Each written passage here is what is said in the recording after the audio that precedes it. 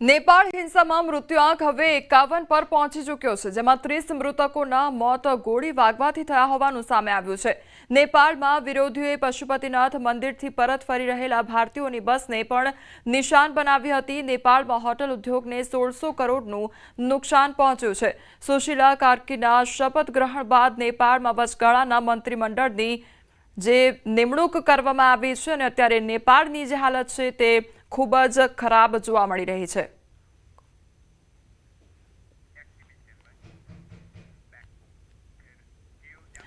તો નેપાળની વાત કરવામાં આવે તો નેપાળમાં અત્યારે જે હિંસાનો માહોલ જોવા મળી રહ્યો છે, ચારે બાજુ જે ફસાયેલા લોકો છે તે અત્યારે ગરબા ગાઈ રહ્યા હોય તે પ્રકારના દ્રશ્યો સામે આવ્યા છે।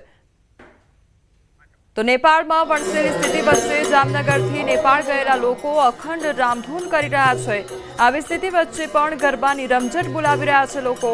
જામનગરના જોડિયા પંથકમાં આવેલા હડિયાણા ગામના 14 થી 15 વડીલો પણ નેપાળના કાઠમંડુમાં આવેલ પશુપતિનાથ મહાદેવ નજીકની હોટલમાં રોકાયા છે। ત્યાં પ્રવાસીઓ અખંડ રામધૂન શરૂ રાખી છે અને ત્યાં ગરબા રમતા હોય તેવા વિડીયો પણ સામે આવ્યા છે।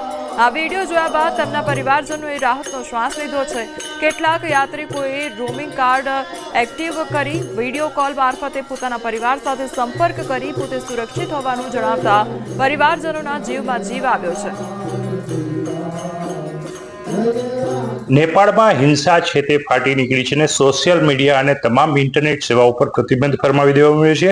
અરાજકતા વચ્ચે જામનગરના હડિયાણા ગામના જે વૃદ્ધો છે, વડીલો છે, તે રામધૂન માટે ત્યાં પહોંચ્યા છે અને રાજકોટ જિલ્લાના જે ટીમ છે તેની સાથે આ લોકો ગયા છે। ત્યારે હડિયાણા ગામના જે વતની છે, જેમના પરિવારજનો છે, આપણી સાથે છે। શું કહેશો, કેવી પરિસ્થિતિ નેપાળમાં અને કેટલા લોકો હડિયાણાથી ગયા છે? હરિયાણાથી 15-16 જણા ગયા છે। પહેલા નેપાળની પરિસ્થિતિ બહુ જ ખરાબ હતી। અમને એવું લાગતું હતું કે અહીંયા તો જે સમાચાર રોજ જોતા હતા અમે, એટલે અમને એવું લાગતું હતું બહુ જ એમાં અમને ચિંતા થતી હતી।